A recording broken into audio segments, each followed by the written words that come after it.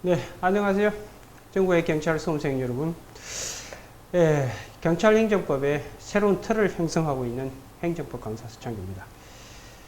자, 여러분들 이 행정법이라는 이 과목 자체가 아마 특히 주관식 답안을 써본 적이 거의 없는 수험생들이 많기 때문에 사실 이 강의는 여러분에게 행정법에 대한 어떤 선입견, 뭐 어렵다, 그 다음 답 써내기 어렵다 이런 부분들에 대해서 기본적인 여러분의 선입견을 제가 일수해 드릴 겁니다. 아시겠어요? 자, 일단 기본적으로 여러분들 제 강의는 암기 위주의 강의가 아닙니다. 이해를 바탕으로 해가지고 자연스럽게 암기가 될 수 있도록 그렇게 강의를 이끌어 갈 거거든요. 그렇기 때문에 억지로 외우려고 하지 마시고요. 암기는 마지막 단계에서 자연스럽게 될 수 있도록 하게 될 테니까 아무 걱정하지 마시기 바랍니다. 그리고 또 하나, 제 책도 마찬가지지만 기본적으로 뭐 부분을 뽑아내 가지고 단순히 뭐 암기식 공부의 형태가 아니라 전체 틀 속에서 부분과 연결시켜서 이해할 수 있도록 결합이 되어 있고 강의도 그런 시각에서 접근을 하게 될 것이라는 걸 미리 밝혀드립니다. 아시겠어요? 자, 이제 오늘 첫 시간이기 때문에 어쨌든 여러분들 2019년 시험은 다 마무리됐죠, 그죠? 이제 2020년을 향해서 여러분과 제가 내년 합격을 위해서 같이 한번 행정법 이행을 해보도록 하겠습니다. 자, 일단 첫 시간이기 때문에 행정법에 대한 기본적인 공부 방법과 그 다음 제가 쓴 책 교재와 그리고 앞으로 어떻게 강의를 진행할지에 대한 기본적인 걸 먼저 설명을 드리고 그 다음 행정법의 전체적인 체계를 간단하게 살펴본 다음에 교과서 내용으로 들어가도록 하겠습니다. 자, 일단 칠판을 잠시 한번 보시기 바랍니다, 여러분들. 기본적으로 여러분들 이 주관식 행정법 공부는요, 다음과 같은 4단계 과정을 밟아서 진행을 하셔야 될 겁니다. 먼저 첫 번째, 여러분들 이해하고요. 그 다음 정리하고, 그 다음 이 정리된 지식을 하염없이 여러분이 반복을 하고, 그 다음 반복된 이 지식을 바탕으로 실제 답안지에 현출할 수 있어야 되겠죠, 그죠? 이걸 어떻게 현출할 것인가. 이 문제가 될 겁니다. 이 4박자를 반드시 지켜서 공부하세요. 그래서 이해하고 정리하는 거, 이건 제가 해드립니다. 그래서 이 부분은 여러분들이 강사를 잘 만나셔야 돼요. 강사를 잘 만난다는 건 뭐 유명한 강사를 만난다는 게 아니고요. 자기 코드에 맞는 강사를 만날 수 있도록 하셔야 됩니다. 그래서 먼저 이해하시고 이해된 지식을 이제 정리를 하셔야 됩니다. 참고로 여러분들 이해된 지식은요, 그만큼 암기도 빨라집니다. 보통 여러분들 지금 수험가에서 뭐 두 문자 따가지고 이렇게 암기하시고 하시는 분들이 있는데 그것도 뭐 잘됐다 못됐다의 문제가 아니고요. 제가 말씀드리고 싶은 것은 이해되고 나서 마지막에 여러분들이 암기의 편의를 위해서 스스로 두 문자를 만들어서 그렇게 암기하는 건 괜찮은데 타인이 만든 걸 가지고 여러분 두 문자를 또 공부하게 되면 별도의 또 하나의 암기를 하게 되는 일이 벌어지기 때문에 이중의 공부를 하게 된다는 점 기억하시기 바랍니다. 그래서 이해된 지식을 깔끔하게 정리하셔야 되고 그 다음 이 정리된 이 기본적인 내용을 하염없이 반복하셔야 되는데 이 반복이 이제 여러분들의 인내가 요구되는 부분입니다. 얼마나 많이 반복했느냐에 따라서 그만큼 지식이 선명해지겠죠. 그러면 실전에 가서도 그만큼 답안 쓰기가 용이해지게 될 겁니다. 그 다음 이제 마지막 단계요. 아무리 알고 있다 하더라도 실제 답안지에 표출하지 못하면 채점자는 여러분 마음속에 있는 걸 보고 채점하는 게 아니라 종이에 현출되어 있는 그 내용을 가지고 채점하기 때문에 효율적으로 답안지에 기술하는 기법을 잘 배우셔야 됩니다. 이 현출하는 것은 여러분이 평상시에 공부하실 때도 자꾸 머리에서 되뇌이지만 마시고 손으로 연습장에 계속 쓰면서 공부를 하셔야 됩니다. 물론 이제 최종 답안 쓰는 스킬은 최종 단계에서 제가 다 가르쳐 드리게 될 겁니다만 평상시에 여러분들도 계속 종이에 편출할 수 있도록 노력을 기울이시기 바랍니다. 아시겠죠? 그럼 이에 맞춰 가지고 제 책도 이에 따라서 편제가 되어 있습니다. 일단 기본적으로 이 이해를 하기 위해서 제가 만든 책이 이제 지금부터 진행하게 될 행정법, 경찰행정법이죠, 그죠? 경찰행정법 기본서가 마련되어 있습니다. 이거 가지고 여러분들이 이제 기본적으로 행정법 시험에 필요한 여러분들 약술 문제, 그 다음 기본적인 사례 문제를 해결하기 위한 행정법의 기본적인 내용, 쉽게 말해서 행정법의 이론과 기본적인 판례 이런 것들을 다 정리하게 될 겁니다. 사례 문제라고 하는 것도 결국은 기본적인 이 이론과 판리를 엮어가지고 문제를 구성하는 거기 때문에 사례를 위한 별도의 공부라는 게 없어요, 사실은. 아시겠습니까? 그래서 경찰행정법 기본서는 이 약술과 사례 문제를 해결하기 위한 기본이 되는 내용들을 다 배우게 될 겁니다. 그래서 이 기본서를 통해서 약술은 이미 다 완성이 되는 거고, 다만 사례 문제는 별도로 또 사례집이 있습니다. 그래서 이걸 위해서 여러분 경찰행정법 기본적인 사례집이 또 따로 교과서가 마련되어 있습니다. 이걸 통해 가지고 이제 사례 문제를 어떻게 풀어나가고 또 사례 문제가 어떻게 구성되는지를 연습하게 될 겁니다. 그리고 이 정리는 제가 이 정리를 위해서 만든 교과서가 뭐냐면 이 경찰행정법 기본서를 경찰행정법 핸드북을 만들어 놨습니다. 핸드북. 이 경찰행정법 핸드북은요, 이제 여러분 그동안 이제 이해되고 이제 또 어디 갔죠? 사례집을 통해 가지고 사례 문제에 대한 기본적인 공부가 다 됐다는 전제하에 이 두 개를 결합해 가지고 여기 보시면 약술하고 사례를 결합해 가지고 시험에 나올 수 있는 가능성이 높은 것들을 총 집계를 해 가지고 실제 답안지에 현출할 수 있는 분량만큼 정리한 책이거든요. 자, 이 책은요, 평상시에는 여러분들이 복습용으로 활용할 수 있고요. 그리고 평상시 여러분들이 업무 하시면서도 틈틈이 끄집어내 가지고 계속 이 책을 통해서 반복 학습을 하시라 이 말입니다. 그리고 이제 마지막에는 최종 정리용으로도 활용할 수 있도록 이렇게 구성이 되어 있습니다. 아시겠죠? 그래서 제가 지금 만든 책은 세 권이에요. 그래서 경찰행정법 기본서 한 권하고, 그 다음 경찰행정법 사례집, 그 다음 경찰행정법 핸드북, 이 세 가지로 구성이 되어 있습니다.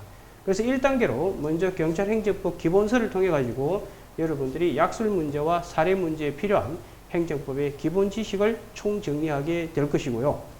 그렇게 정리된 다음에 이제 여러분들 시험에 당락을 좌우하는 게 사례 문제죠.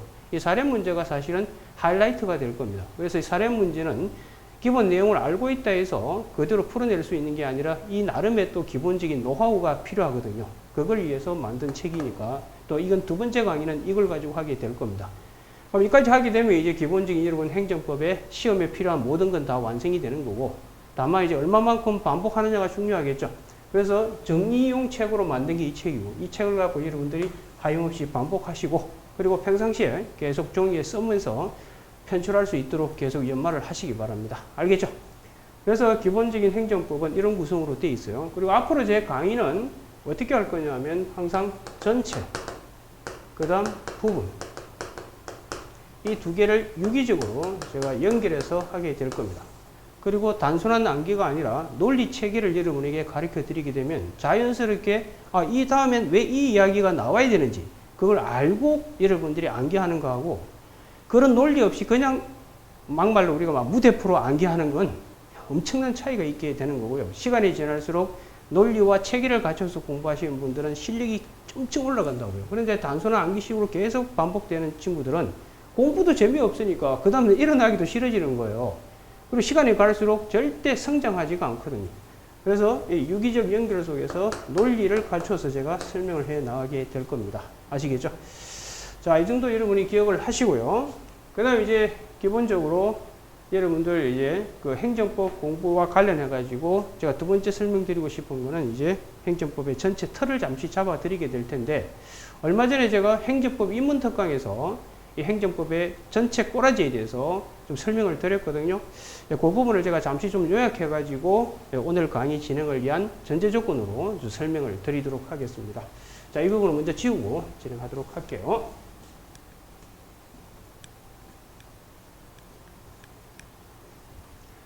자, 일단 기본적으로 여러분들 행정법은요. 자, 일단 행정법 체계를 잠시 좀 잡아 드릴 텐데, 행정법 체계를 잡아드리게 될 텐데, 일단 행정법의 출발이 어디서 시작되는지 먼저 좀 인식을 하셔야 될 겁니다. 자, 보세요. 일단 기본적으로 옛날에는 왕이 국민을 지배하고 있었어요. 앞으로 A는 제가 국민이라고 이렇게 대변하게 될 겁니다. 그래서 왕이 국민을 지배할 때 과거에는 어떻게 지배했느냐 하면요, 법에 의해서 국민의 뺨을 때린 게 아니고요, 자기 마음 내키는 대로 뺨을 때렸다고. 우리 그걸 뭐라고 그러냐면 그걸 인치의 시대다라고 그럽니다. 그래서 국가, 지금은 왕이, 옛날에 왕은 지금 국가로 바뀌겠지만, 그때는 곧 왕이고 국가였잖아요. 그죠?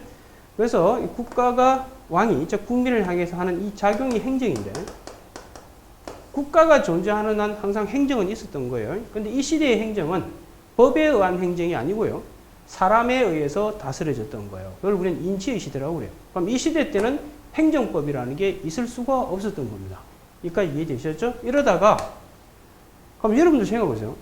그럼 국민 입장에서 만약에 여러 가지 일을 해서 돈을 많이 벌었어요. 벌었는데 왕이 시도 때도 없이 여러분의 재산을 뺏어간다고 해보세요. 가만히 있겠어요? 그래서 들고 일어난 게 그 유명한 시민혁명이잖아요. 그죠? 그래서 어떤 일이 벌어지느냐? 이제 바뀝니다, 세상이. 바뀌면서 이제 왕을 대변하는 게 국가 쪽이겠죠. 국가가 있고. 이제 국민은 이쪽으로 옵니다. 그래서 과거에는 이제 왕이, 즉, 행정을 할 때는 아무런 제동을 받지 않고 이렇게 했다면, 이제는 국가가, 즉, 왕이 국민을 향해 올 때, 이 행정을 할 때, 무슨 일이 벌어지느냐? 국민이 들고 일어나서 자기들이 대표자를 뽑죠. 그 뽑은 게 뭐죠? 오늘날의 국회가 되겠죠. 그죠? 그래서 이 국회가 이제 법을 만들어서 갑니다. 그죠? 그래서 이제 국가가 국민에게 향해서 뭔가를 할 때는 반드시 자기들이 뽑은 대표자가 만든 법에 의해서 하세요. 이게 그 유명한 이제 법치행정의 시대로 들어오는 겁니다. 그래서 이 법에 의해서 이 행정을 하라. 이게 법치행정. 여기서부터 행정법이 시작되는 겁니다. 법치행정이 되는 거예요. 그래서 행정을 할 때 법에 의해서 하라. 그래서 우리가 지금 배우는 행정법은 사실은 이 논리체계에서 움직입니다. 그래서 조만간 꼭 배우겠습니다만 행정법의 밑바탕을 흐르는 가장 중요한 원리가 뭐냐고 꼽으라고 하면 법치행정 원리가 되는 거예요. 이게 없다면 행정법은 존립할 수가 없는 거예요. 그래서 실제로 행정이라는 건 항상 있어 왔지만 법의 지배를 받는 행정은 이런 과정을 통해서 만들어지게 돼요. 이 일련의 과정이 좀 있으면 배우겠습니다만 이게 권력이 분립되면서 이런 일이 벌어진 거죠. 그래서 이 권력이 이제 입법이 되는 거고, 그죠? 그 다음에 이 권력이 행정이 되는 거고, 그 다음에 이제 이 행정을 제대로 했냐 안 했냐를 객관적으로 판단할 기관이 있어야 되겠죠. 그게 이제 사법이 되겠죠. 그죠? 그러므로서 입법, 사법, 행정 이렇게 권력이 분립되는 과정에서 기본적으로 법의 지배를 받는 행정이 등장하고 따라서 이 법이 다름 아닌 행정법으로 이렇게 나오게 되는 겁니다. 여기까지는 이해되셨죠? 그래서 앞으로 여러분들이 이제 행정법 사례를 풀고 아니면 또 행정법을 이해하고 할 때 가장 기본적 이해 출발이 되는 게 이 법치행정이라는 걸 이해하셔야 됩니다. 그렇다면 행정법은 어떻게 구성되어 있느냐? 간단히 설명하면 이렇게 되는 거예요. 이 그림을 다시 그려보면 국가가 국민을 향해서 뭔가를 해요. 거기서 이제 행정법은 출발합니다. 앞으로 여러분 사례를 풀 때도 항상 설문에 국가가 국민을 향해서 뭔가 했다는 게 나올 거예요. 그 했는데 그 한 작용 자체가 이 법치 행정대로 했냐 안 했냐 이거 가지고 싸우는 게 행정법에 다라고 해도 과언이 아닙니다. 그러면 법치 행정대로 했다면은 당연히 국민은 이 법치 행정이 요구하고 있는 법에 따라서 참고로요. 법은 기본적으로 한 사람한테는 권리를 한 사람한테 의무라는 걸 배분하는 구조로 형성이 되어 있습니다. 그럼 이 법대로 해가지고 행정을 하게 되면 국민은 뭔가 해야 될 의무가 생기고요. 그 의무를 이행하고 안 하고에 따라서 또 국가는 어떻게 하는지 이런 일련의 과정들이 행정법을 구성하게 될 겁니다. 그러면 일단 기본적으로 행정법은 국가가 국민을 향해서 뭔가 하는 데서 출발합니다. 이걸 우리는 뭐라고 그런다고? 행정이라고 그래요. 만약에 여러분들 누군가가 음주운전을 했다. 그러면 어떻게 하죠? 운전면허 취소하게 되죠. 그죠? 그것도 다 뭐죠? 행정이 되는 거예요. 그죠? 그럼 이 행정을 지배하는 가장 중요한 원리가 뭐라고요, 여러분? 법치 행정이에요, 법치 행정. 그러면 이 행정에 적용될 수 있는 이 법이 바로 행정법이 되는데 이 부분을 우리는 뭐라고 그러냐면 행정법의 법원이라고 그래요. 그래서 앞으로 이 행정법에 법원이 뭐가 있는지도 배우게 될 텐데 이 법원은 크게 성문법하고요. 성문법하고 불문법으로 이렇게 구성이 됩니다. 여러분 시험에서 중요한 건 이 불문법이 중요합니다. 나중에 보시겠습니다만 성문법에서는 중요한 게 여러분들 법률하고 법률이라는 건 국회가 만든 법을 얘기하는 것이고요. 그 다음 행정부에서도 만드는 법이 있는데 그게 행정입법입니다. 이게 또 여러분 시험에서 중요한 포인트가 될 겁니다. 이런 법들에 따라서 행정을 해야 된다는 겁니다. 이 법에 어긋나서 행정을 하게 되면 그거는 법치 행정에 반하게 되고 그걸 위법이라고 이야기를 하는 겁니다. 따라서 이 행정은 여러분 한 개 개수요, 두 개 개수요 엄청 많을까요? 엄청 많습니다. 숱한 행정작용이 존재하게 될 텐데 이 행정이 쭉 오시면 이 행정은 크게 나중에 배웁니다만 행정행위하고요. 행정행위와 뭐 기타 형식으로 이렇게 나뉘게 될 겁니다. 근데 이런 행정을 할 때는 다시 강조하지만 이 법에 따라서 행정을 해야 된다는 거예요. 그러면 이 행정이 법에 따라서 하게 되면 우리는 그걸 적법이라고 그러고요. 이 법대로 하지 않았다면 이 법이라고 이야기를 하는 겁니다. 그리고 참고로 법대로 하게 되면 법은 제가 아까 한 사람한테 뭘 주고 권리를 주고 한 사람한테 의무를 준다고 그랬잖아요. 그죠? 우리가 일본 민법도 똑같잖아요. 그죠? 어떤 한 사람한테 돈을 빌려주게 되면 민법은 빌려준 자에게 권리를, 빌려간 자에겐 의무를 배분하는 거죠. 근데 그 의무자가 의무를 이행 안 했을 땐 이제 공동체 이름으로 의무자를 족치는 거예요. 그렇게 함으로써 정의가 실현될 수 있도록 하는 거거든요. 그럼 이거 봅시다. 그러면 적법이 되잖아요. 만약 적법이 되고 위법이 되면, 그럼 적법이 되면은 법대로 하면 법은 선물을 준다고요. 그게 적법이 되면 유효가 되게 되는데, 그건 이제 권리와 의무라는 게 이렇게 생길 수 있도록 해주는 거예요. 그럼 적법이 되면, 만약 여러분들 국가가 A를 향해 세금을 부과했는데, 그 세금 부과가 법에 따라 정확하게 부과가 된다면, 그거는 여러분한테 의무가 부여되게 되는 거예요. 그럼 적법일 때는 국민한테 의무가 부여가 되는 겁니다. 그런데 이 의무를 위반하거나 그리고 이 의무를 불이행할 경우에는 어떻게 하느냐?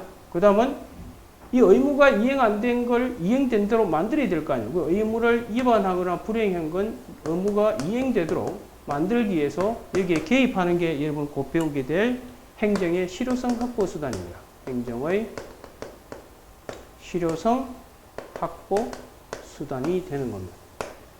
이 행정의 실효성 확보 수단도 좀 있으면 보시겠지만 이것도 하나의 행정작용입니다. 행정작용. 우리 세금을 안 내면 어떻게 하느냐? 강제징수 행위를 하고 이렇게 하는 거예요. 그래서 기본적으로 행정의 실효성 확보 수단은요. 한마디로 이건 국가에 힘을 부여해 주게 됩니다. 앞으로 행정법에서 국가는 공익을 대변하게 됩니다. 반면에 이제 위법이다. 위법이라면 유효 반대말이 뭘까요? 무효가 되겠죠. 그죠? 그러니까 무효라는 건 이제 권리와 의무가 아예 안 생기는 거예요. 안 생기니까 어떻게 되죠? 국민 A한테는 어떤 의무라는 게 없어요. 없지만 국가가 A의 권익을 침해할 경우 만약 음주운전을 한 적도 없는데 여러분의 운전면허를 날리게 되면 가만히 있겠어요? 다투야 되지 않을까요? 침해되었을 경우 이 친구를 보호할 필요성이 생기는 거예요. 그게 행정 구제가 되는 거고요. 그럼 이 행정 구제는 결국 누굴 보호하기 위한 거죠? A죠. 그래서 앞으로 여러분들 국민은 사익을 대변하고요. 그 다음 국가는 공익을 대변한다는 걸 항상 명심하셔야 돼요. 그래서 행정법은요. 기본 구조가 이렇게 돼 있어요. 기본적으로 법치행정 원리 속에서 이 법대로 행정을 했을 경우에는 국가한테 힘을 실어주고요. 법을 어겨서 행정을 했었을 때는 국민을 보호하겠다. 이게 행정법의 기본 메커니즘입니다. 그래서 여러분들이 항상 시험 문제도 마찬가지예요. 결국은 이 행정한 것이 이대로 했냐 안 했냐 가지고 기본적으로 따지는 것이고요. 이대로 했으면 국민은 따라야 되는데 안 따랐을 땐 따르게 된 것처럼 만들기 위해서 국가한테 행정의 실효성 확보 수단인 걸 통해서 힘을 부여받을 수 있도록 만들어줍니다. 그렇게 함으로써 공익이 실현되도록 하는 거고요. 한편으로는 만약에 법을 어겨가지고 행정을 했다. 그렇게 해서 국민의 권익이 침해당했다. 그때는 국민을 보호함으로써 국민의 사익을 지키려고 하는 게 행정법입니다. 그렇다면 여러분 보시면 알겠지만 왜 법치 행정이 가장 중요한 기본 원리인지를 이해하시게 될 거예요. 그래서 이 법치 행정을 지키냐 안 지키냐를 따져가지고 나중에 배우시겠습니다만 따지는 방법은 크게 4가지 각도에서 했어요. 주체, 내용, 절차, 형식. 주체, 내용, 절차, 그 다음 형식에 맞춰가지고 이렇게 판단할 겁니다. 만약에 세금 부과를 예를 든다면 세무서장이 해야 되고요. 그 다음 법에 위반하지 말고 이 내용이 나중에 배웁니다만 법률 우위하고 그 다음 법률 유보 이 2개 가지고 이제 판단하게 될 거거든요. 자세한 건 들어가서 할 건데 어쨌든 제가 설명드리고 싶은 거는 행정법의 기본 골격은 기본적으로 한쪽에 누가 있고 국가가 있고 한쪽에 누가 있다? 국민이 있고요. 그럼 국가가 공익 달성을 위해서 뭔가 일련의 작용을 하게 되는데 그 작용을 우리는 행정이라고 하는데 인치의 시대 때야 이 행정은 왕이 알아서 했겠지만 오늘날은 법치의 시대이기 때문에 법에 의해서 이 행정을 해야 된다는 거예요. 따라서 이 행정할 때 법을 지켜서 했으면 우리는 그건 적법이 되고요. 법을 어겨서 하게 되면 위법이 되는데 적법이 됐었을 땐 국민은 따라줘야 되는데 안 따랐을 땐 따르게 된 것처럼 만들기 위해서 행정의 실효성 확보 수단으로 가게 된다는 거. 이거는 결국은 공익을 위해서 국가에게 힘을 실어주는 것이고요. 위법일 때는 이제 국민 보호를 위해서 국민 구제 장치를 마련하게 됩니다. 이 행정 구제에서 여러분이 이제 가장 중요한 게 행정 소송 들어보셨을 거예요. 이 구제에서 가장 중요한 건 이제 국가 배상하고 그다음 행정 소송 이런 것들이 여러분이 주가 되게 될 겁니다. 아시겠어요? 자, 이게 이제 행정법의 기본 꼬라지입니다. 그래서 우리가 기본적으로 이 부분을 지배하는 것. 이 국가라고 하는 것은 참고로 여러분들 법학에서 하나 알아두셔야 될 게 있어요. 제가 아까 법이라는 건 한 사람한테 권리를, 한 사람한테 의무를 준다고 그랬잖아요. 법학에서 권리 의무를 갖기 위해서는 반드시 사람이어야 되거든요. 아시겠어요? 근데 이 사람은요, 기본적으로 두 명이 있는 거 아실 거예요. 하나는 자연이라는 게 있고, 하나는 법인이라는 게 있습니다.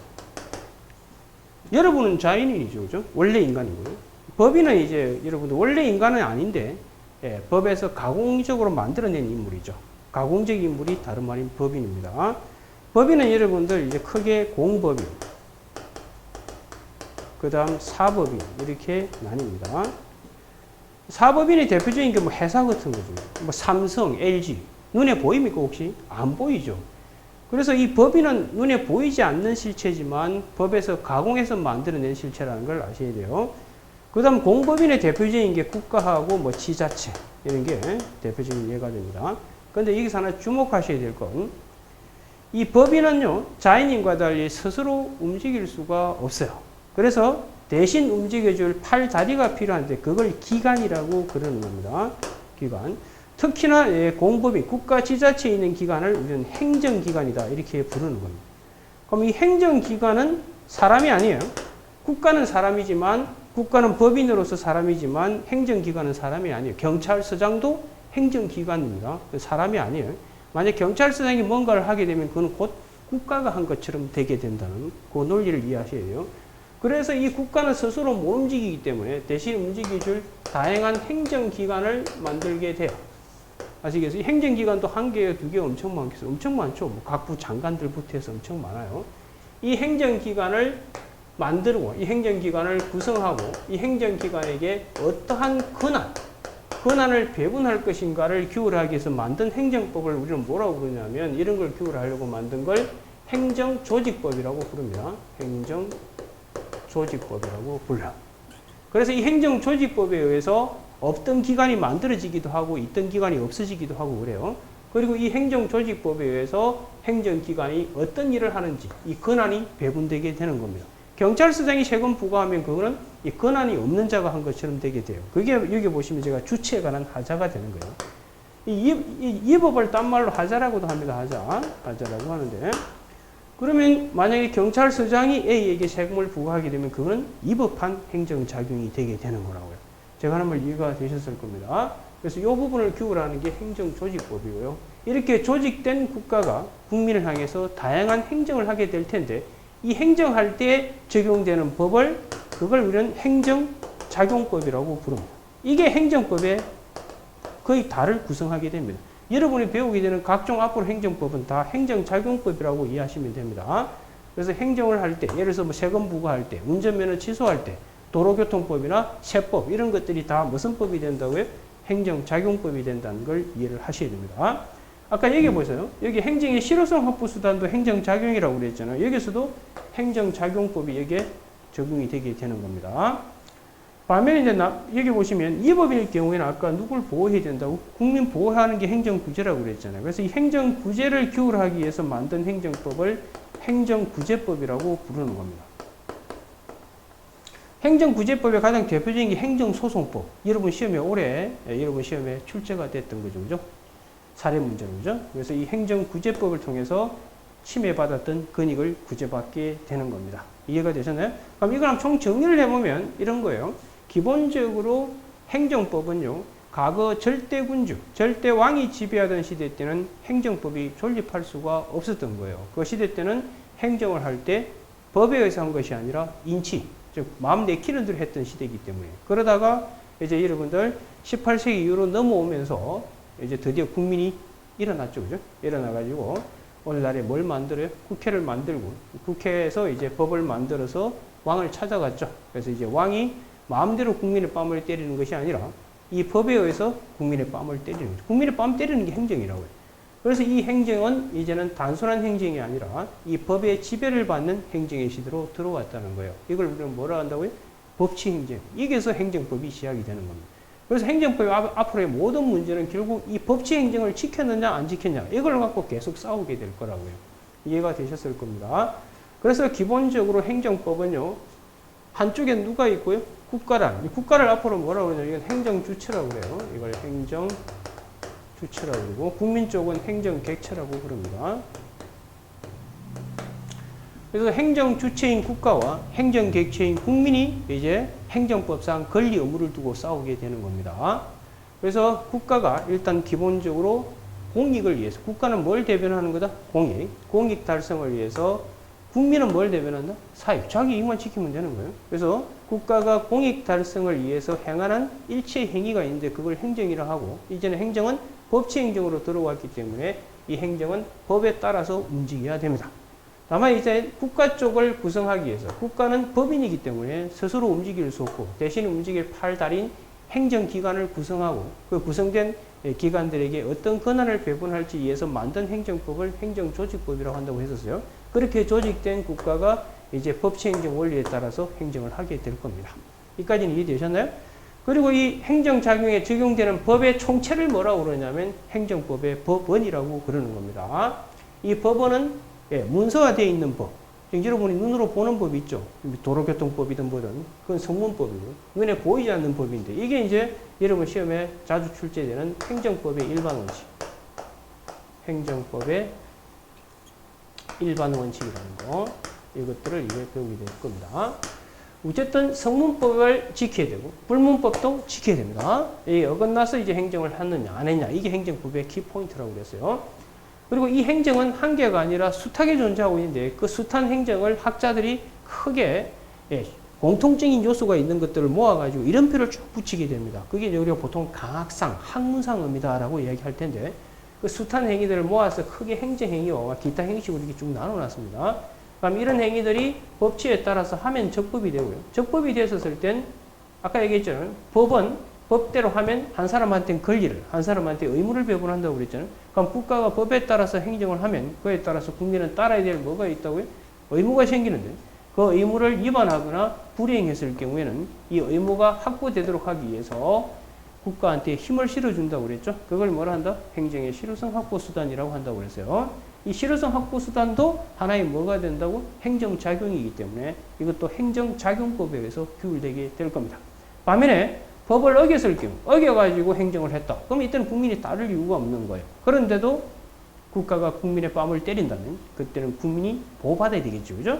그게 이제 행정구제가 되고 그 구제를 위해서 규율하는 만든 법이 행정구제법입니다. 그럼 행정법은 크게 조직법, 작용법, 구제법 이 세 개로 구성돼 가지고 기본적으로 법치 행정을 통해서 한편으로는 공익을 도모하고 한편으로는 사익을 보호하기 위해서 움직이고 있는 법의 체계가 다름 아닌 뭐다? 행정법이다라고 이해를 하시면 됩니다. 이해가 되셨나요? 이걸 갖고 이제 하나씩 뜯어서 우리가 공부하게 될 겁니다. 그래서 여러분들 그 교과서 목차를 잠시 한번 펴보시면 이 구조로 되어 있다는 걸 느끼시게 될 겁니다. 그 목차를 잠시 한번 펴보시면 제1장에 뭐라고 되어 있죠? 행정이라고 되어 있잖아요. 이 행정. 이게 뭔지가 나온다고요. 그 다음 제2장에 보시면 이 행정을 규율하는 법이 다른 말은 뭐예요? 행정법이잖아요. 그죠? 그 행정법이 나와 있고.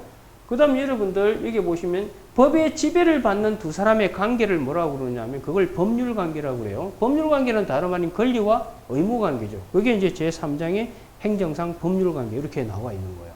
그 다음 이제 제2편에 보시면 행정작용법이라고 되어 있죠. 이 행정을 규율하는 법이 무슨 법? 행정작용법이라고 그랬잖아요. 그죠? 그 행정작용법에 보시면 제1장에 뭐가 들어있죠? 행정입법이라는 게 들어있잖아요. 이 행정입법은요, 행정법 법원에도 들어가지만 행정 안에도 들어갑니다. 왜 그러냐? 행정입법은요, 행정부가, 이 국가는 행정부로 바꿔 읽으시면 돼요. 행정부가 하는 행위 중에 하나거든요. 원래 법은 국회가 만드는 거지만 오늘날은 행정부에서도 법이 많이 만들어집니다. 그 법을 뭐라고 그런다고요? 행정입법이에요. 그래서 이 행정입법은 행정법의 법원을 구성하기도 하고요. 또 하나의 행정에도 들어오게 된다는 거 나중에 설명을 드릴 겁니다. 그 다음 제2장에 보시면 이제 행정의 대표격이 뭐냐면 행정행위예요. 그래서 제2장에 보시면 행정행위라고 되어 있죠. 그 다음 뒤로 살짝 넘겨보실래요? 그 다음 제3장에 보시면 이제 기타, 그 밖에 기타 행위들이 쭉 들어가 있습니다. 그죠? 그리고 또 하나, 지금 여기서 그림을 제가 한쪽 방향만 그려놨을 겁니다. 국가가 국민을 향해서만 오는 것만 제가 설명하고 있죠. 이게 이제 행정인데, 반대로요. 국민 쪽에서 국가를 향해서 들어가는 게 있어요. 그게 이제 대표적인 게 여러분, 사인의 공법행위. 사인의 공법행위라는 게 있고요. 그 다음 이제 두 번째가 여러분 공부하셔야 될 게 행정개입 청구. 행정개입 청구라는 게 있고. 세 번째가 뭐가 있느냐면 정보공개. 정보공개. 이것들을 배우게 될 겁니다. 그래서 그 제3편에 보시면 행정 절차 정보공개 있죠. 그 중에서 행정 절차는 여기 보면 절차들이 있죠. 그러니까 여러분들 운전면허 취소하고 할 때 덥석하는 게 아니고 일정한 과정을 밟아서 하게 돼요. 그 일련의 과정을 기울하기 위해서 만든 일반법이 행정절차법이라는 게 있는데 그것도 여러분 시험에 자주 언급이 되는 겁니다. 그 다음 두 번째 나와 있는 게 정보공개 얘기 들어가 있죠. 그죠? 이건 국민 쪽에서 국가를 향해서 뭔가를 요구하게 되는 일련의 과정이 되게 될 겁니다. 그 다음에 이제 제4편에 보시면 행정의 실효성 확보 수단이라고 여기 나와 있어요. 네, 이거는 이제 아까 말씀드렸지만 국가가 법치 행정에 따라서 적법하게 했을 경우, 그럼 국민은 따라야 될 의무가 있는데 그걸 위반하거나 불이행했을 때 이행된 상태로 만들기 위해서 국가한테 힘 실어주는 수단이 다른 말인 행정의 실효성 확보 수단이라고 그랬죠. 그게 제4편에서 배우게 되는 거라고. 그 다음 제5편에 보시면 이제 행정구제법. 이건 뭐죠? 행정구제법은 아까도 말씀드렸다시피 법치 행정에 반해서 행정을 했죠. 그래가지고 국민의 권익이 침해됐을 경우에 국민을 구제하기 위해서 만든 행정법이 행정구제법 파트가 되는 겁니다. 여기까지 이해되셨죠? 그럼 이제 마지막에 있는 게 보세요. 뭐라고 되어 있죠? 마지막 목차가 이제 경찰행정법이죠. 이거는 이제 이 행정 중에서 특별히 경찰 분야만 뽑아서 만든 강론이 되는 겁니다. 예, 강론 작용 중, 강론 행정에서 뽑아낸 게 이제 경찰행정. 그럼 여러분 시험은 이 경찰행정법도 상당히 중요하겠죠. 이런 경찰행정법의 기본적인 그 경찰행정법의 공통적인 원리는 이 안에서 다 배웁니다. 배우고 이 경찰행정법에서는 이 일반론에서 다른 특이한 점들을 모아서 여기서 만들게 될 겁니다. 그래서 이게 총론 파트라면 이건 뭐가 된다고? 강론 파트. 이렇게 구성이 되게 되는 겁니다. 이해가 돼요? 그럼 보시면 알겠지만 한 30분에 거쳐서 여러분 공부한 내용을 보시면 아, 행정법이 전체 어떻게 구조되어 있는가를 이제 이해하시게 될 겁니다. 간략하게 줄이면 행정법은 국가가 공익 달성을 위해서 국민을 향해서 뭔가 하는데 그 할 때에 국회가 만든 법, 즉 쉽게 말해서 국민이 뽑은 국회가 만든 법에 따라서 움직여야 된다는 법치행정 논리에 따라서 하라는 거예요. 근데 그대로 했었을 땐 국민이 따라야 되고 국민이 안 따랐을 땐 국가한테 몽둥이를 쥐어줌으로써 공익을 실현할 수 있도록 하고요. 한편 그 법치를 벗어나서 했었을 땐 이제는 누구를 보호한다고? 국민을 보호하기 위해서 행정법은 각종 수단을 마련해놨다. 그게 행정구제가 되는 겁니다. 이해가 돼? 이게 다예요, 행정. 그걸 하나하나 뜯어서 진행하게 될 거고요. 다만 이제 법치행정에서 이 법, 즉 행정을 규율하게 될 이 법은 크게 성문의 형태와 뭐 불문의 형태가 있다는 거. 이게 다예요. 알겠죠? 이걸 바탕으로 해서 이제 우리가 총 6편까지 이 행정법을 배워 나가게 될 겁니다. 다시 강조하지만 여러분들 외우려고 덤벼들지 마세요. 덤벼들지 마시고 항상 전체와 부분의 유기적 연결 속에서 논리 체계를 배우시기 바랍니다.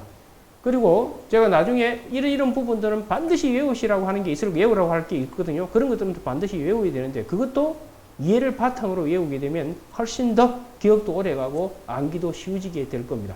그래서 처음부터 외우려고 덤벼들지 마시라고요. 아시겠죠? 예, 좋습니다. 자, 그럼 이게 이제 행정법의 전체 체계가 된 거고요. 자, 그러면 이제 본격적으로 교과서를 통해서 여기에 설명됐던 부분들을 하나씩 뜯어서 이제 공부를 하게 될 겁니다. 절대 여러분들 행정법에 대해서 어떤 불안감 갖지 않도록 하세요. 뭐든지 처음 배울 때는 다 여러분들 뭐 불안하고 그렇잖아요. 그죠? 그리고 어렵게 느껴지게 되고 그럴 겁니다. 근데 하나하나 이제 양파 껍질 벗기듯이 벗겨 나가다 보면 어느 날 갑자기 자신감도 생기게 되고요. 시험이 빨리 다가오기를 기다려질지도 모르겠습니다. 알겠죠?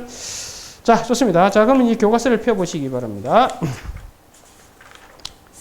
자, 제1편 이제 행정법 통론부터 이제 시작을 하게 될 겁니다. 자, 2페이지 한번 펴보실래요? 2페이지에 제1장 행정부터 들어갈 겁니다. 자, 그럼 이 부분을 지우고 들어가도록 할게요.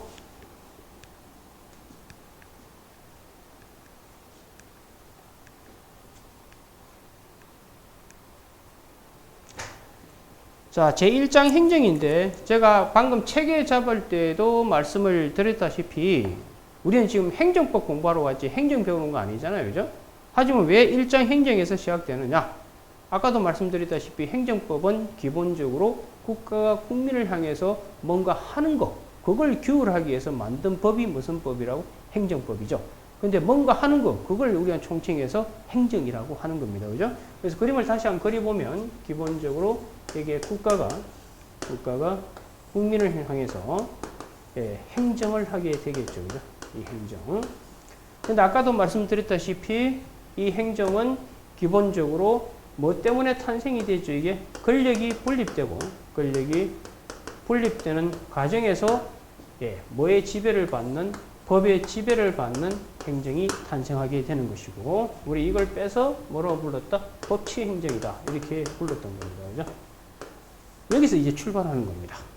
그럼 이 법이 다른 말이 이제 행정법으로 이게 들어오게 될 거니까요. 그걸 알고 이제 2페이지부터 보도록 합시다. 자, 제1절 행정에 의해서 이런 말이 있죠. 행정법은 뭐에 관한 법이다? 행정에 관한 법이다. 이렇게 되어 있잖아요. 행정에 관한 법이므로 행정은 행정법의 연구 대상과 범위를 확정짓는 의미를 갖는다. 이 문구 이제 이해가 되셨을 겁니다. 그죠?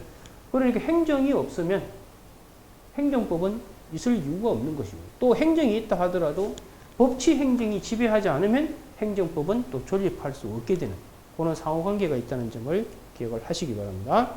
그 다음에 이제 두 번째 줄에 보시면 행정법의 규율 대상으로서의 행정의 관념은 근대 입헌국가의 탄생과 더불어 권력 분립의 원칙 및 법치주의를 전제로 해서 비로소 성립됐다. 이런 말이 있나요? 그럼 거기 보세요. 그럼 결국은 과거에도 행정은 존재했다고 그랬잖아요. 그런데 그때는 기본적으로 법의 지배를 받지 않는 행정이었죠. 그죠? 근데 지금은 법의 지배를 받게 됐잖아요. 그 배경이 됐던 게 뭐라고? 권력 분립하고 법치 행정이다. 법치주의. 이게 되지 않았다면 왕은 미쳤어요? 법에 의해서 하게 자기 마음대로 하고 싶어 하게 할 거 아닌가요? 그죠? 그래서 권력 분립 원칙, 법치주의에서 비로소 법의 지배를 받는 행정이 만들어지게 됐다. 이 문구가 이제 이해가 되셨을 거예요. 그 다음에 이제 보시면 행정법의 연구 대상은 실질적 의미 행정을 중심으로 하면서도 형식적 의미 행정을 포함하고 있다 되어 있죠. 이 행정을 두 개로 쪼개요. 쪼개가지고 형식적 의미의 행정하고 그 다음 실질적 의미 행정 이렇게 나눠요. 행정이 뭐냐 이렇게 물어보면 대답하는 방법이 두 개라는 거예요. 하나는 뭐냐면 형식인데 이거는 행정부에서 행하는 작용이기만 하면 다 행정이다. 이렇게 되는. 그럼 이렇게 되면 잘 보세요. 그러면 여러분들 나중에 배우시겠습니다만 그 행정입법 아까 잠시 들어보셨죠? 그죠? 행정입법이라든지 그 다음 행정심판 자 일단 여러분들 그 원래 입법이라는 건 실질은 좀 있으면 보시겠지만 이건 내용 가지고 따지는 거거든요. 내용, 성질 이런 거 따지는데 이 실질적으로 보면 행정입법은 법 만드는 거죠. 입법입니다. 그런데 어디서 하죠? 행정부에서 법 만드는 거다 해서 행정입법이라고 그러는 거예요. 그럼 이것도 형식적으로 보면 행정에 들어오게 돼요. 그래서 제가 아까 행정작용안에 뭐도 있었죠? 행정입법도 들어오게 되는 거라고. 반면에 행정심판. 원래 여러분 심판은 어디서 하죠? 사법부에서 하잖아요. 그죠? 그런데 오늘날은 또 행정부 자체에서 재판을 하기도 해요. 그걸 행정심판이라고 해요. 나중에 배우게 될 겁니다. 그럼 이것도 행정부에서 하니까 이것도 행정이다. 이렇게 접근하겠다는 게 형식적 의미 행정이고요. 실질적 의미 행정은 이제 내용 가지고 따지는 거예요. 이거는 뭐냐면 입법작용, 입법, 사법 작용이 아닌 것이 이제 성질상 이렇게 성질상 입법, 사법이 아닌 것이 실질적 의미 행정이다. 이렇게 접근하는 겁니다.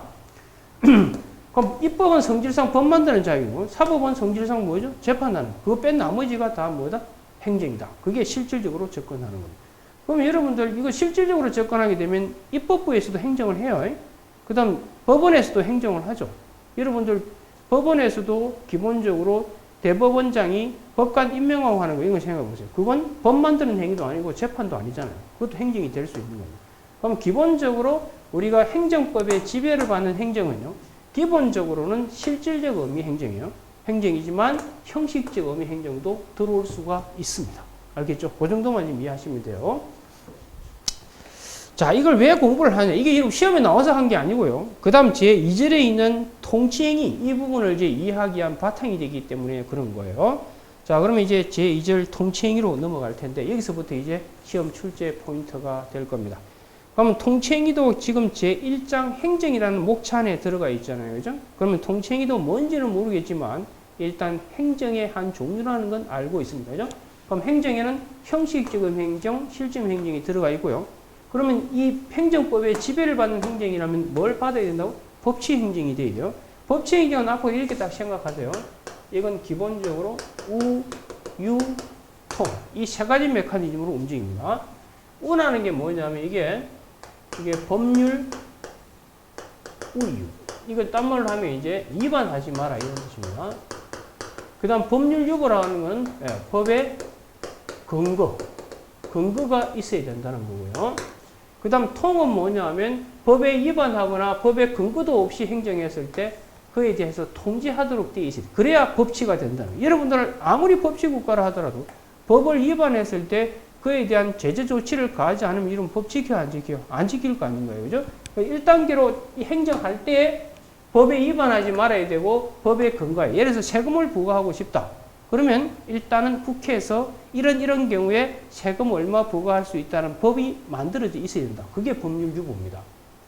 그리고 그 법에 보니까 소득이 1억일 땐 세금은 5천만 원 부과한다 이렇게 되어 있는데 만약에 세금을 1억 부과했다. 그럼 위반하게 되는 거라고. 그게 법률 우위가 돼. 그래가지고 세금이 부과됐을 땐 이제 누굴 보호해야 된다고 아까 제가 말했잖아요. 국민 보호하기 위해서 재판을 통해서 구제받을 수 있도록 하는 거. 이게 사법통제입니다. 그래서 앞으로 여러분 법치 행정하면 기본 이 세 가지를 달고 다녀야 돼요. 우유통. 이걸 통해서 기본적으로 법치를 구현하게 되는 겁니다. 여기까지 이해되셨나요? 그럼 제가 말씀드리고 싶은 건 기본적으로 법치 행정이 되게 되면 그리고 행정법의 지배를 받는 행정이 되면 법치 행정이 되어야 되기 때문에 그 행정할 때는 이런 메커니즘을 따라서 움직여야 돼요. 그러면 지금부터 배우게 될 통치행위. 이게 뭔지는 아직 설명 안 했습니다. 이 통치행위도요. 주로 누가 하느냐면 대통령이 하는 겁니다. 통치행위는 주로 대통령이 하는데 그럼 대통령은 이거 행정부도 대통령 행정부의 수장이잖아요. 그러면 통치행위도 행정부의 수장인 대통령이 행하는 작용이니까 행정에 들어오죠. 그리고 형식적인 행정도 행정법의 규율 대상이 될 여지는 생깁니다.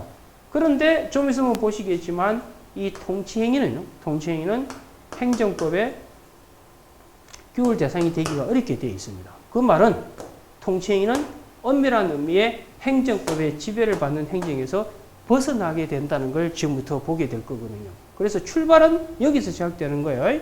그래서 다시 강조하지만 통치행위도 뭔지는 모르지만 행정에 들어오는데 보통의 행정이라면 법치 행정의 지배를 받아서 이 행정이 법률 우위나 법률 유보에 위반해서 행정이 일어나면 사법 통제를 통해서 통제를 받도록 되는데 좀 있으면 보시겠지만 이 통치행위는 이 사법 통제에서 벗어납니다. 안 돼요.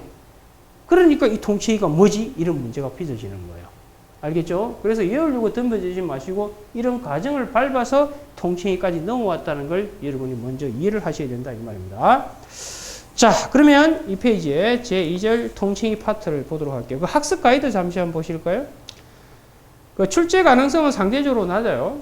뭐 출제되느냐 안 되느냐 제가 무슨 점술가도 아니고 100%는 몰라요.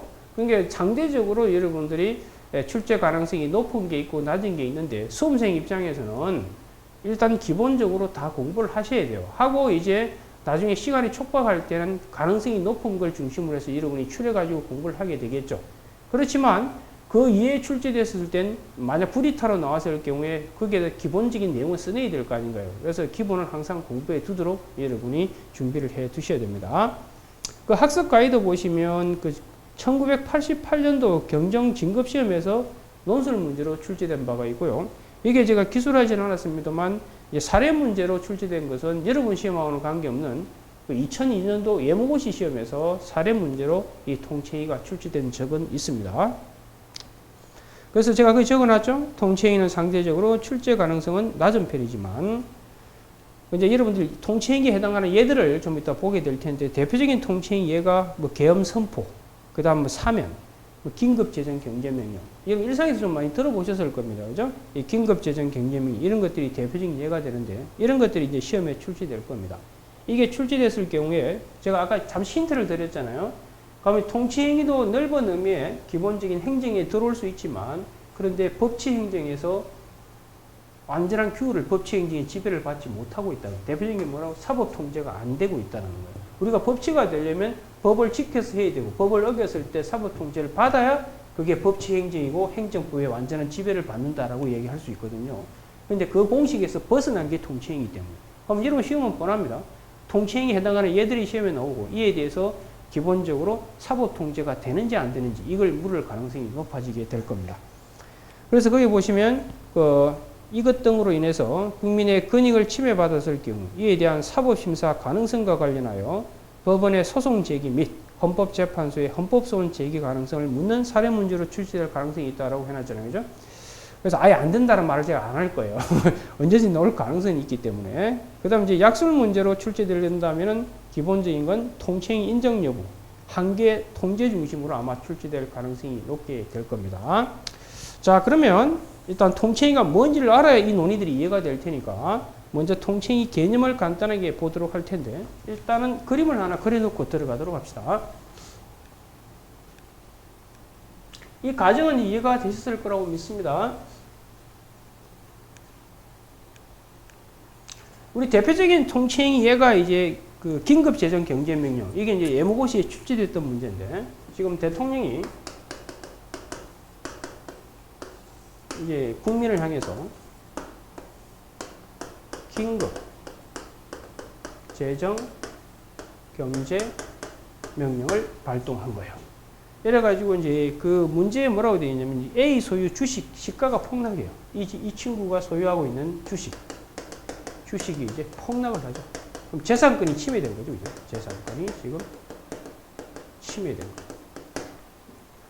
그래서 이제 A가 이 긴급재정경제명령에 대해서 이제 다투려고 하는 거죠. 그죠? 이에 대해서 행정소송 혹은 헌법소원으로 다툴 수 있게 된다. 다툴 수 있는지. 이게 이제 문제가 된 겁니다. 참고로 여러분들, 기본적으로 이게 만약에 보통의 행정작용이라면 당연히 다툴 수가 있죠. 보통의 행정작용이라면 이 작용이 아까 있잖아요. 법치를 지켜야 된다면, 법치 행정을 지켜야 된다면, 아까 제가 우, 유, 통, 이 세 가지를 갖춰야 된다고 그랬잖아요. 그죠? 그러면 기본적으로 이 긴급재정명령이 법률의와 법률유보에 벗어나서 긴급재정명령을 발동했다. 그래가지고 자기의 권익이 뭐 되고 있다? 침해됐다. 그러면 사법통제를 통해서 구제받는 건 당연한 겁니다.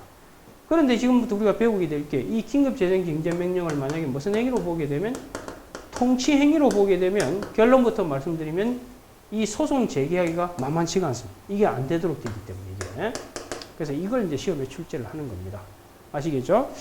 자, 요걸 그림을 남겨두고 이제 같이 보도록 합시다. 먼저 통칭이가 뭔지부터 볼 텐데 전체적인 목차는 이렇게 되어 있죠. 먼저 통칭이가 뭔지를 본 다음에 그 다음 결론부터 말하지만 통칭이는 상당히 무서운 겁니다.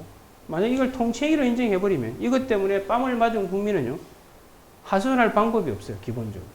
그럼 슬퍼 안 슬퍼요? 슬프잖아요. 그죠? 그래서 이런 통칭이를 법치행정이 지배하고 있는 오늘날에 과연 받아들일지 말지 논란이 생길 수밖에 없습니다. 그래서 그 두 번째 목차에 보면 통칭의 인정 여부 나와 있다고. 근데 결론부터 말씀드리면 판례든 학설이든 통칭의를 받아들이고 있습니다. 그럼 받아들였을 경우에 어떤 것들, 숱한 행정이 있을 텐데 그 행정 중에 어떤 행정을 통칭의에 해당하는 행정으로 볼 것인가에 대한 논의를 할 수밖에 없습니다. 그게 통칭의 인정 범위가 될 겁니다. 이해가 돼요? 그리고 우리 법에 이건 통칭입니다 나와 있으면 얼마나 좋겠어요. 그런 거 없어요. 그런 거 없고 기본적으로 이제 판례를 통해서 여러분이 판단할 수밖에 없어요. 그래서 어떤 행위가 시험에 나오면 이 행위가 통치행위 아닌지를 우리 판례가 제시하고 있는 판단 기준을 통해서 통치행위다 아니다를 판단하셔야 됩니다. 그 다음 이제 기본적으로 이걸 통치행위로 인정이 됐다 하더라도요. 그러면 기본적으로 통치행위는 아까 사법통제되기가 쉽지 않잖아요. 그렇다고 해서 통치행위를 무조건 이렇게 쉽게 자유롭게 내버려 두게 되면 그 피해는 누가 보게 되죠? 국민이 보게 되기 때문에 통치행위를 어떻게 제동을 걸고 통제를 가할지, 그게 사법통제는 안 되더라도 딴 통제 방법은 없는지 이런 걸 통해서 균형을 달성하게 될 겁니다. 그게 로마자 5번의 한계 문제와 로마자 6번에 있는 권리구제 이 두 개 문제가 됩니다. 전체 논리체계 이해하시겠어요? 그래서 이걸 외우려고 덤비지 말고요. 이걸 나중에는 이제 이해하게 되면 눈 감고도 이 목차를 써내려갈 수 있는 거라고요. 그러기 위한 출발은 통치행위의 개념이 뭔지 정확하게 이해하셔야 돼요. 통치행위 개념의 결론부터 말하면 이것도 넓은 의미의 행정에는 들어오지만 법치 행정에서 벗어나는 예외적 현상이기 때문에 무서운 행위다. 그렇기 때문에 목차 구조는 뻔한 거라고요. 아시겠어요? 그래서 이걸 무섭기 때문에 허용할지, 허용한다면 어디까지, 그리고 허용한다고 할 때 판단 기준은 뭔지, 그리고 마지막에 국민을 어떤 식으로 보호할지 이런 메커니즘을 따라가게 될 겁니다. 됐나요? 자, 그러면 로마자 1번 서술에서 자 1번 의에서 키워드 체크하실래요? 여러분들 그 답안지 현출을 하실 때에 이러면 책이기 때문에 이렇게 쓸 수밖에 없지만 실제 답안지에서는 책에 있는 내용 그대로 현출할 수는 없잖아요. 그래서 어떻게 해야 되느냐? 가장 핵심이 되는 키워드 그 부분들을 반드시 여러분이 기억했다가 답안지에 쓸 수 있도록 하셔야 돼요.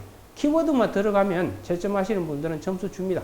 나머지 내용은 여러분 인생 살아온 역정을 쓰시도 관계없어요. 알겠어요?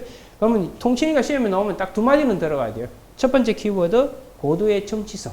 행정작용 중에서 정치성이 강한 작용이거든요. 그 다음 두 번째가 그렇기 때문에 두 번째 줄에 사법심사 대상에서 제외된다. 그 사법심사 대상에서 제외에다가 줄 긋고 밑에다가 사법심사 가능성, 사법심사 가능성 X 이렇게 적어두시라고.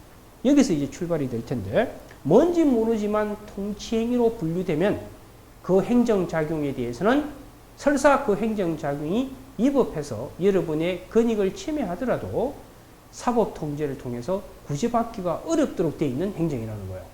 무섭죠?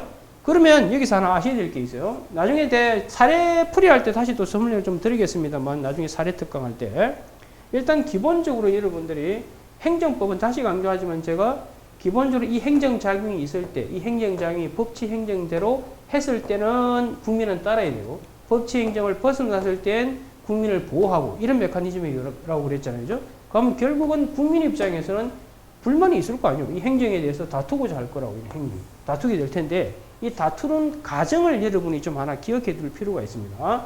그래서 먼저 첫 번째 여러분이 검토해야 될 게 사법심사가 아예 가능한지부터 출발해요. 사법심사 가능성. 쉽게 말해서 뭐냐면 법원이 행정부가 한 행위에 대해서 무조건 재판할 수 있는 게 아니에요. 나중에 소송 파트 가서 배웁니다만 일정한 행위에 대해서는 기본적으로 법원에서 아예 손을 못 대는 행위들이 존재할 수 있지 않냐. 그게 문제된 게 사법심사 가능성이에요. 사법심사가 아예 가능하지 않을 때는 아예 소송으로 갈 수가 없는 거예요. 이와 관련된 가장 대표적인 게 여러분 시험에서 두 가지를 기억해야 되는데 그 중에 하나가 지금 배우는 통치행위고 그 다음 두 번째 배우는 게 여러분 시험에도 자주 언급되는 특별권력관계. 특별권력관계. 이 두 가지가 시험에 출제됐었을 경우에는 이 사법심사 가능성을 갖고 여러분이 검토를 하셔요. 그럼 사법심사가 가능하냐? 그럼 가능하다고 했었을 경우에 그 다음 이제 두 번째 넘어가는 게 이제 소송의 형태가 결정될 겁니다. 민사소송으로 갈지 행정소송으로 갈지. 행정작용이라면 그건 당연히 행정소송으로 가야 될 거겠지만 그렇지도 않습니다. 그래서 민사소송으로 갈지 행정소송으로 갈지 이걸 정하기 위해서 우리가 곧 배우게 됩니다만 이게 올해 여러분 시험에 약술 문제로 출제된 거잖아요. 그게 이제 공법관계와 사법관계의 구별입니다. 공법관계, 사법관계 구별. 이게 올해 여러분 시험에서 약술 문제로 출제가 됐었습니다. 그죠? 올해 경감성김 시험에서 이게 약술 문제로 30점짜리로 출제가 됐던 겁니다. 이건 기본적으로 이 구별하라고 문제가 나왔을 때 구별 기준, 구별 실익 써야 되는데 구별 실익 안에 보면 소송 형태를 정해주는 거라고. 아시겠죠? 그 다음에 이제 세 번째 이제 만약에 행정소송으로 당연히 우리 가야지. 우리 행정법 배우는 거니까. 그죠? 그럼 행정소송으로 왔을 경우에도 행정소송으로 오더라도 이게 나중에 배웁니다만 항고소송으로 갈지 아니면 당사자 소송으로 갈지가 또 정해집니다. 참고로요. 항고는 앞으로 행정법에서 권력자료, 권력, 즉 수직작용입니다. 일방적인 행정작용에 대해서 하는 거고요. 그리고 세금 부과라든지 운전면허 취소 이런 건 다 권력작용입니다. 그죠? 상대방하고 협의해서 하는 게 아니잖아요. 일방적으로 하게 되는 건데. 반면에 당사자 소송, 이거는 비권력 작용에 대해서 하는 겁니다. 수평. 이렇게 해요. 그 다음에 이제 항고소송으로 가더라도 네 번째 뭐냐면 이제 항고소송 안에 나중에 배울 겁니다. 행정소송 안에는 취소소송, 그 다음 무효등, 뭐 확인소송, 그 다음 부작위법, 뭐 확인소송 이런 게 있는데 여러분 시험에서 핵심은 이 취소소송입니다. 네 번째 이제 취소소송으로 이렇게 가는 거예요. 제가 인문특강 할 때 설명했습니다만 소송으로 왔었을 때 첫 번째 검토하는 게 뭐라고 이러면 소송 요건 충족했는지. 소송 요건. 여러분들 그 인문특강 했던 거 반드시 좀 들으시기 바랍니다. 그걸 듣고 이번 강의를 연결해서 오시면 훨씬 더 연착륙할 수 있을 겁니다. 그 다음 두 번째가 이제 가구제. 그 다음 세 번째가 본안이 들어오죠. 본안이라고 하는 것은 이 행정작용이 적법인지 위법인지 판단하는 겁니다. 아까 제가 적법, 위법 판단하는 거 우리가 적법일 수도 있고 그 다음 위법일 수도 있다고 그랬잖아요. 그럼 적법, 위법은 법치행정대로 했냐 안 했냐 따지는 건데 결국은 아까 네 가지 각도 제가 잠시 언급했었죠. 주체, 내용, 절차, 형식 요거 가지고 판단하는 겁니다. 이해하시겠죠? 그게 이제 본안에서 행정의 위법을 판단하는 거예요. 행정, 위법을 판단하는. 그 다음 마지막에 이제 뭐 하겠어요? 판결. 이런 식으로 전체 흐름이 진행이 됩니다. 아시겠어요? 그럼 결국 이 본안 파트 배우기 위해서 우리는 지금부터 행정작용법 갖고 열심히 공부를 하는 거예요. 이 위 법 있잖아요. 이 법이 뭐죠? 이게 작용법이거든요. 이 작용법에 어긋나가지고 행정하게 되면 이제 이 법이 되는데 그 이 법의 잣대가 크게 4개라고요. 주내, 절연 가지고 판단. 자세한 거 들어가서 할 거예요. 그래서 제가 설명드리고 싶은 건 여기서 이 지금 우리가 배우고 있는 이 통치행위는 주소가 어디라고요? 사법심사 가능성에서 배우는. 아예 사법심사가 가능하지 않다면 그 다음 진행할 수가 없기 때문에요. 제가 하는 말 이해가 되셨을 거예요. 그래서 그 부분에서 우리가 통치행위의 의미가 있다는 걸 이해하시라고. 나중에 배운 특별권력관계도 이 주소와 같이 연결되어 있다는 걸 기억을 하시기 바랍니다. 알겠죠? 그래서 그 고도의 정치성, 그 다음 사법심사 대상. 대표적인 예가 여러분들 사면도 아까 통치행위라고 그랬잖아요. 우리 사면을 잠깐 법원에서 범죄인이라고 판결 내리는 걸 대통령이 풀어주죠. 왜 풀어줘요? 여러분도 죄짓고 들어가서 풀리면 참 좋겠죠. 그럼 뭐라고 그러든 뭘 하면서 풀어주던가요? 뭐 대국민 통합 차원에서. 그래서 이게 대통령이 정치적 결단을 내리는 거예요. 내려가지고 기본적으로 권력 분립하고 관계없이 흐트러 버리는 거예요. 그래서 이게 법치에서 벗어나 있는 거예요, 사실은. 그래서 이건 모두의 정치적 결단을 내려가지고 더 큰 이익을 위해서 일부 희생시키는 게 통치행위입니다. 사실. 아시겠죠? 무슨 말인지. 그 다음 긴급재정경제명령. 김영삼 전 대통령이 새벽에 발표해가지고 들썩들썩 만들었던 거 기억나실 겁니다. 이런 것들이 이제 통치행위입니다. 그럼 이 사면을 왜 했냐 이러면서 소송 제기한다고 해볼게요. 그럴 경우에 이걸 법원에서 대통령이 한 3일이 이상하다고 날려버리고 되면 더 큰 혼란이 생길 수가 있잖아요. 그 다음 여러분들 남북정상회담 개시 이런 거 다 통치행위거든요. 왜 남북 정상회담을 왜 하면서 뭐 반공주의자들이 들고 일어나가지고 막 그래요. 그걸 소송해서 법원에서 재판을 한다고 해보세요. 안 하면 못한 일이 벌어질 수 있을 겁니다. 이런 것들이 통치행위라고. 무슨 말인지 이해가 되셨을 거예요. 그래서 이 통치행위 부분에 대해서는 설사 문제점이 발견된다 하더라도 쉽사리 법원에서 재판을 통해서 제거 못하도록 하는 거라고요. 그게 통치행위입니다. 그래서 통치행위 핵심은 이 사법 통제가 되게 어렵게 만들어 드린다는 거예요. 그죠? 알겠죠? 무슨 말인지? 그래서 3페이지 최고 위에 보시면 사법심사 대상에서 제외되는 특징. 그 다음 위법성 심사 배제. 위법한지 안 한지 법원에서 판단을 아예 못하게끔 만들어 버리는 겁니다. 아시겠죠?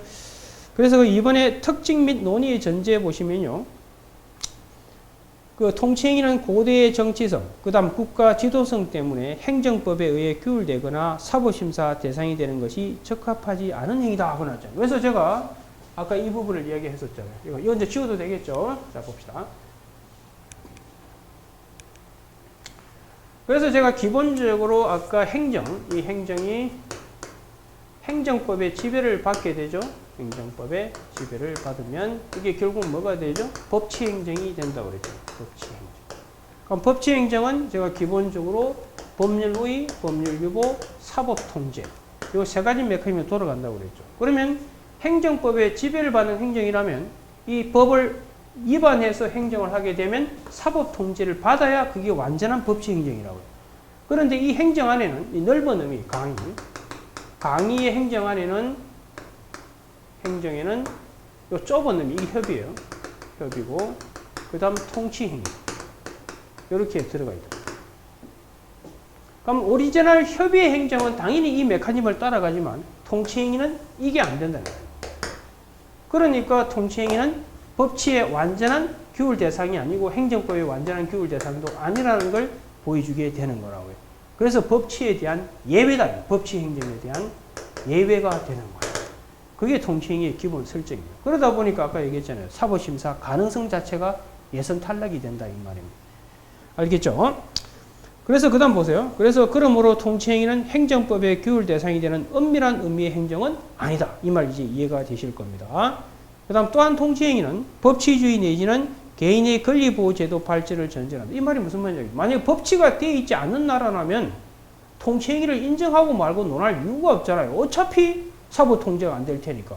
근데 법치가 되어 있다는 전제하에 예외 현상으로서 논의하는 게 무슨 행위라고 여러분? 통치행위라는 거예요. 이해가 되셨을 거예요. 그래서 법치가 안 된 나라에서는 통치행위를 논할 필요가 없어요. 어차피 재판은 안 되는데 뭐 한다고 또 안 되는 걸 만들어내요.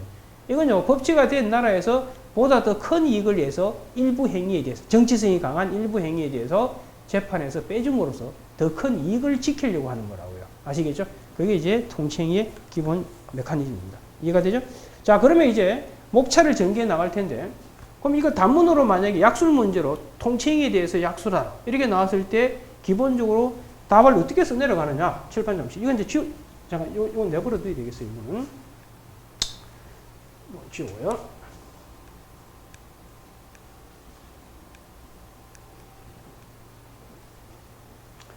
자, 일단 만약에 통치행위를 약술하라. 통치행위 약술하라. 시험에 나오면 일단 여러분 교과서대로 딱 100% 옮겨 적으면 그거는 뭐 만점이겠죠, 그죠? 그렇게 적을 수가 없잖아요. 그럼 일단 통치행위 시험에 나오면 먼저 통치행위에 뭘 써야 되겠어요? 의를 써야 되겠죠. 그럼 결국 통치행위 개념을 쓰시라는 거예요. 개념은 뭐요? 두 가지만 쓰면 된다고. 첫 번째, 고도의 정치성. 그 다음 두 번째, 사법 뭐가 안 돼? 사법심사. 심사 대상이 안 된다. 요 두 마디만 들어가면 되는 거예요. 그러면 이 개념을 통해서 우리가 느낄 수 있는 건, 통치행위는 행정 중에서도 상당히 무서운 행정이구나. 즉, 뺨을 국민이 맞더라도 가서 하소연할 수가 없는 거라고. 우리 판례에 가면 여러분들 그 군사보호구역 설정 변경하는 것도 통치행위라고 되어 있거든요. 만약 여러분이 좋은 땅이 하나 있는데 그 땅에다가 군사보호구역 설정해 보세요. 똥값 되겠죠, 땅값. 여러분 재산권이 침범당할 거 아니에요. 왜 내 땅에다가 그걸 설정해? 이러면서 없애달라고 소송 제기했다고 해볼게요. 근데 그게 이제 통치행위로 분류되어 버리면 법원에서 뭐라고 해요? 우리 이거 재판 못하니까 집으로 돌아가세요. 그럼 여러분은 계속 울면서 집으로 돌아가야 돼요. 그게 통치행위라고. 무서워요, 무서워요. 무섭잖아요, 그죠? 그러니까 두 번째 논의는 뭐겠어요? 이런 무서운 행위를 과연 법치가 된, 우리나라도 법치국가잖아요. 이런 법치가 된 나라에서 과연 허용할 수 있겠는가? 이걸 두 번째 써야 되는 거예요. 그래서 두 번째, 인정 여부를 쓰는 거예요. 아시겠어요? 그 다음 세 번째. 그럼 인정 여부 할 때는 여러분 여기서는 이제 결국 학설 대립이라는 거. 여기서 처음으로 여러분들 학설이라는 게 나와요. 학설. 학설이라는 건 그대로 번역해 볼까요? 학자들이 설픈 거잖아요. 요렇게 나는 생각한다. 그게 학설이에요. 학설에는 이제 뭐 다수설도 있고 소수설도 있고 쭉 있습니다. 학설 안에 보면 무슨 다수설도 있고 소수설도 있고 막 그래요. 다수설은 대다수 학자가 지지하는 견해고 일부 학자가 지지하겠죠. 그 다음 두 번째 판례라는 걸 배우게 될 겁니다. 판례. 이건 이제 법원의 견해라고 이해하시면 되고요. 판례는 중요하죠. 판례에 보면 여러분들 행정법에서 판례는 대법원 판례가 중요해요. 대법원 판례. 그리고 이제 헌법재판소도 가끔 나오고 이렇게 되죠. 그래서 인정 여부에서는 학설, 판례, 그 다음 세 번째 검토 이렇게 쓰시는 거예요. 그래서 이 중에 여러분 마음에 드는 걸 하나 택하고 그 다음 버렸던 학설들이나 이런 거에 대해서는 비판하면서 검토해 쓰시면 되는 거예요. 그래서 결국은 만약에 긍정한다. 인정해서 긍정한다고 했었을 때 그 다음 세 번째 그러면 숱한 행정작용 중에 어느 부분까지를 통칭의로 봐야 될지 그에 대한 인정 범위가 나오는 거죠. 인정 범위. 그럼 인정 범위에서도 실정법에 있는지 우리 법에 있는지 실정법에서 찾기는 제가 어렵다고 그랬고요. 없으면 이제 결국 통칭인가 아닌가를 판단하는 건 좀 있으면 배우시겠습니다만 법원에서 판단하는 법원에서 한 게 뭐예요? 판례라고 그랬죠. 우리 판례가 통칭의로 인정했던 것 이런 것들을 간단히 언급하시면 돼요. 그 다음 마지막에 통칭의는 무섭다고 결론 내렸잖아요. 그러니까 이걸 마음대로 하게끔 내버려두면 안 되니까 마지막에 한계화하고 그 다음 뭐 통제.